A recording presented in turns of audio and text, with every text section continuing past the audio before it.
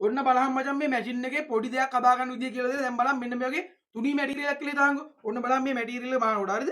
ඔන්න මචං දැන් කිසි කේස් එකක් නැහැ මේ වහපු නැති තරකින් මාලා පෙන්නන්නකෝ. දැන් මේ වගේ මේව තමයි සාමාන්‍ය ගවුම් වගේ මාන මෙන්න මේ වගේ කොටන් මැටීරියල් වලින් හරිද? ඔන්න බලන්න මහනවා හරිද? මහනකොට ඔය දැන් මේ මැටීරියල් මචං කිසිම කේස් එකක් නැහැ පේනවනේ මේ. ආය අවුලක් නැහැ අද්දල යනවා මචං මහනවා කේස් එකක් නැහැ.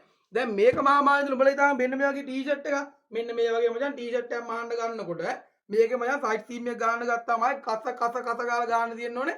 උරතලයේ ඉන්න වෙලාවක් නැහැ. ඔන්න බලන්න දැන් මචං මම මේක මහන්න ගත්තාම හරිද?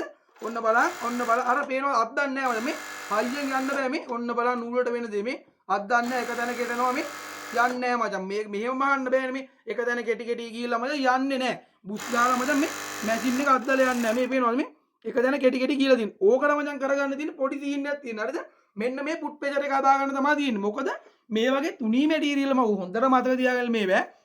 මේ වගේ තුනී මැටීරියල් මහනකොට මේ පුට් ප්‍රෙෂර් එක අපි අඩු කරගන්න ඕනේ. ඒ කියන්නේ මේ පුට් එක මෙන්න මෙහෙම මේ ප්ලේට් එකට මෙන්න මේ ප්‍රෙෂර් වෙලා තියෙන්නේ. මේකෙන් තමයි මචං පීස් එක හොඳට අල්ලගෙන ටයිට් කරලා අල්ලගෙන ඉඳලා ඉස්සරහට පීට් කරලා යන්නේ. මේ ඉස්සරහට අද්දලා ගන්නෙ. දැන් මේක මචං මෙන්න මේකේ ප්‍රෙෂර් එක බලා ගන්න පුළුවන් අපිට මෙන්න මේ ඇඟිල්ල දාලා මේ මුස්සපුවාම මේකේ ප්‍රෙෂර් එක අතර තේරෙනවා.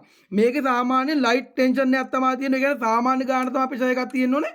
මෙන්න මේ වගේ තුනී මැටීරියල් මානකොට. නැත්තම් මොකද වෙන්නේ? මේක මචං කඩ් ඩැමේජ් වෙනවා. ඒ කියන්නේ මේකේ ප්‍රීඩොක් පාර හිටිනවා.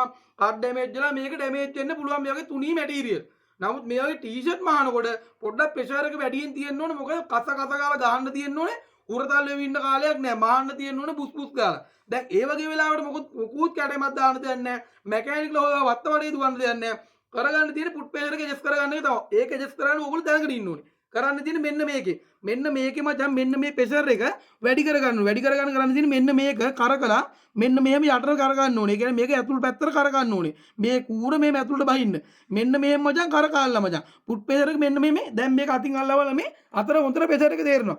ඔන්න ඔය ගන්න ප්‍රෙෂර් වුණාට පස්සේ දැන් මහලා බලන්න ඕගොල්ලෝ මේ සයිඩ් සිම් එක ඕගොල්ලෝ කිසිම කේස් එකක් නැතුව ඕනම මේකකින් මහන්න පුළුවන්. නූල කේස් එකක් වෙන්නේ නැහැ.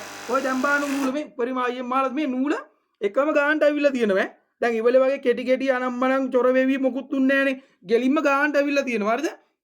ඔන්න ඔහමයි හදාගන්නේ පුට් ප්‍රෙෂර් එක හදා ගන්න තියෙන. තුනී මැටීරියල් එකක් මහනවනම් මෙන්න මේක කරකලා මචං පුට් ප්‍රෙෂර් මෙන්න මේක උඩට ගත්තට පස්සේ පුට් ප්‍රෙෂර් එක අඩු වෙනවා. පුට් ප්‍රෙෂර් එක වැඩි වුණොත් මේ තුනී මැටීරියල් වල කෙලවෙනවා. ඉතින් ආය මහන්නම් වෙන්නේ කඩ ඩැමේජ් වෙනවා. නීල් මේක ප්‍රීඩොක් පාරේ ඉట్లా චාර්ටර් වෙනවා.